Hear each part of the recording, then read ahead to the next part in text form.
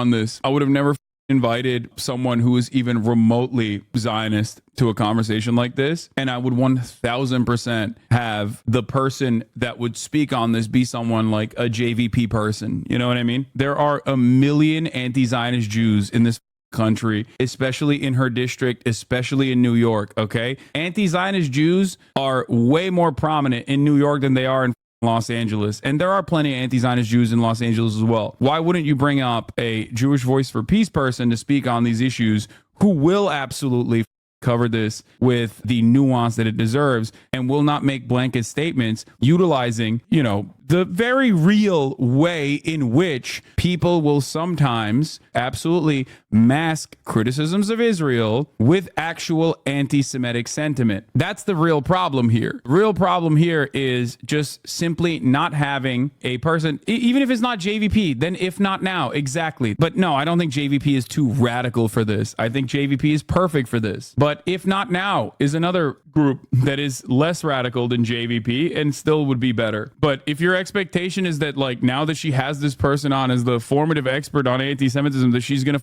start dunking on her, you're out of your mind. And over the last 8 months, in certain ways, for me, it's been almost more personally painful to see what's happening in my own progressive community than, for example, what I saw in Charlottesville, because it's happening in my own community. Yeah, she's not saying it's worse than Charlottesville, okay? She's not. She's saying that it hurts more to see people that she sees as allies say things that she considers anti-Semitic. Now, obviously, that's wrong. That's still wrong, because the things that she considers to be anti-Semitic, which she will explain in a second, are either cynically or hysterically being attributed to anti-Semitism, when some of the things that she's going to mention, as long as that tweet is true, are not anti-Semitic inherently. Eliminationist rhetoric, calling for Israel or Israelis or Jews to be wiped off the face of the earth, targeting Jews or Jewish institutions here for the actions of the Israeli government. My own synagogue was targeted in the fall. Okay, none of the things that she mentioned so far is incorrect. Targeting Jewish institutions, specifically because they're Jewish, is anti-Semitic. There was a Yiddish learning center or whatever that was like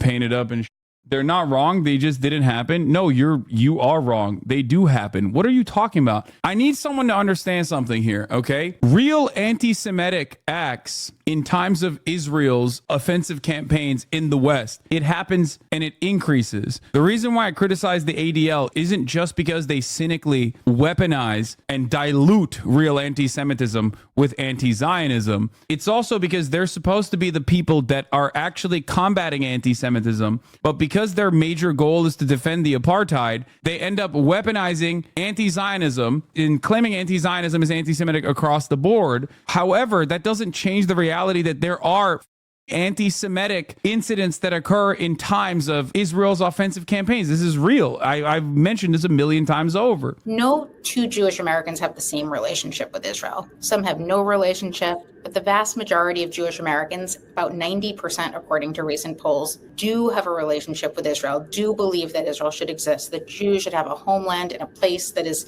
deeply tied with our history. There it is. People, even if we fundamentally disagree with the Israeli government and its policies. There it is. Okay, so yeah, every time you criticize Zionists, you're criticizing all Jews. This person, Amy Spitalnik, is literally doing the thing that I was just talking about, how Zionists breed anti-Semitic opinions in the Western world. That is inherently an unimaginable harmful thing. You are willingly associating 90% of Jews with the actions of the state of Israel. Normal people that watch that are going to go, what the especially if you have never encountered a Jewish person and only know Jewish people from television, okay? And many people in America have not. Not everyone in America lives in New York or Los Angeles. So obviously, when you have never encountered a Jewish person, you've never met an anti-Zionist Jewish person, for example, you're going to hear that and go, well, okay, this person literally has Jewish in the name of the lobbying group that she is the CEO of. She has to be the foremost authority. She's saying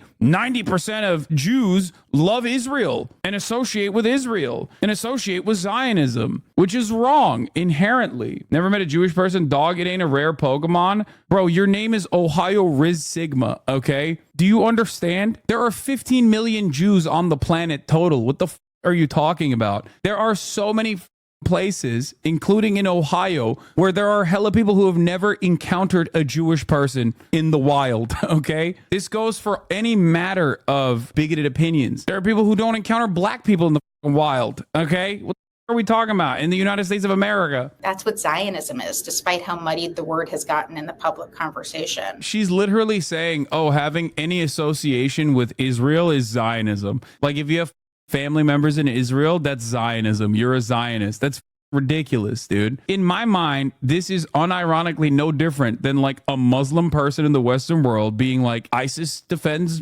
Islam and it's in the name and it's a good thing. And if you are on ISIS, then you are Islamophobic. It is ridiculous. Some of you are puritanical lunatics. Is she wrong? Most Jews in the U.S. believe Israel should exist. That's not incorrect. Let the woman talk for sake. The word has gotten muddy. She's not saying that. That's absurdly uncharitable, Hassan. Come on. She is a PR person for Zionism in Israel. Like, it's not. She's very clearly using real existing anti-Semitism in an argument to make it seem like Zionism, in the most like charitable terms, she's trying to still conflate anti-Zionism with anti-Semitism. It's a belief that there should be a Jewish homeland. And for me, that goes hand in hand with Palestinian self-determination, two states side by side. And so not all anti-Zionism is inherently anti-Semitic, but a litmus test for Jews, 90% of whom have a relationship with Israel, that says you have to leave that relationship at the door if you want to come into these coalitions, that is. Yeah, that's crazy. Hey guys, I'm sorry, but if you want to come into progressive spaces and you literally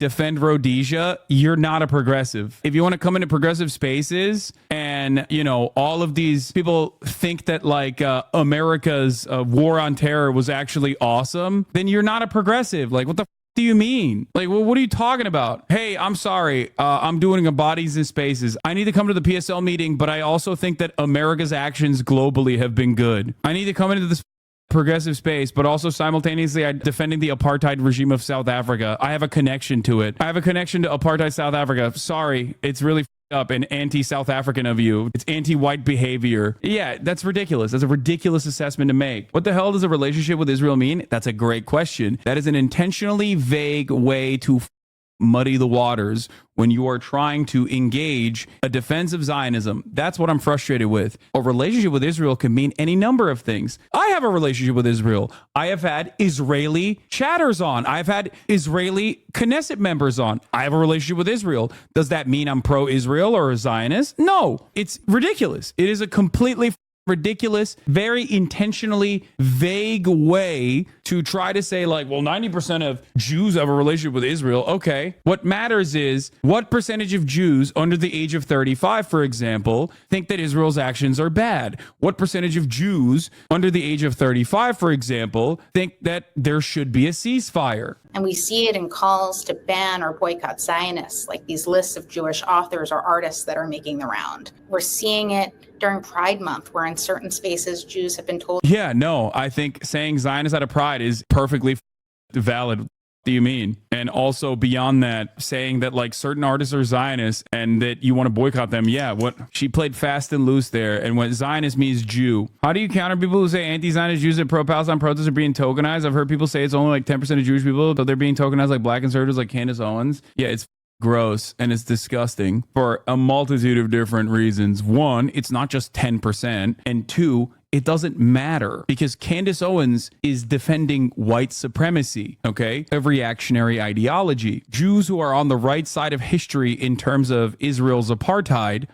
being considered tokens is ridiculous, especially because if history does have a slant towards progress, everyone else will, you know, remember their actions very differently in this time and what they said now, 20 years down the line. My dad sent me this article which calls Theodore Meron, the Holocaust labor camp survivor who was on the ICC panel to recommend arrest, a token Jew. So yeah, tokenism argument at that point. Yeah, it was pretty insane, dude. It's like saying white people that stood side by side with black people during the civil rights protests where they were in the minority were being tokenized. Okay. Yeah. Sucks to suck. Okay. They were on the right side of history and many people will turn around and claim that they were on the right side of history. 33% of American Jews think Israel's doing a genocide. That's 1/3 of American Jews agree Israel committed genocide in Gaza. Over 51% of American Jews support Biden's decision to withhold arms shipments to Israel, survey finds. That is nutty, dude. Sabreville University, several countries.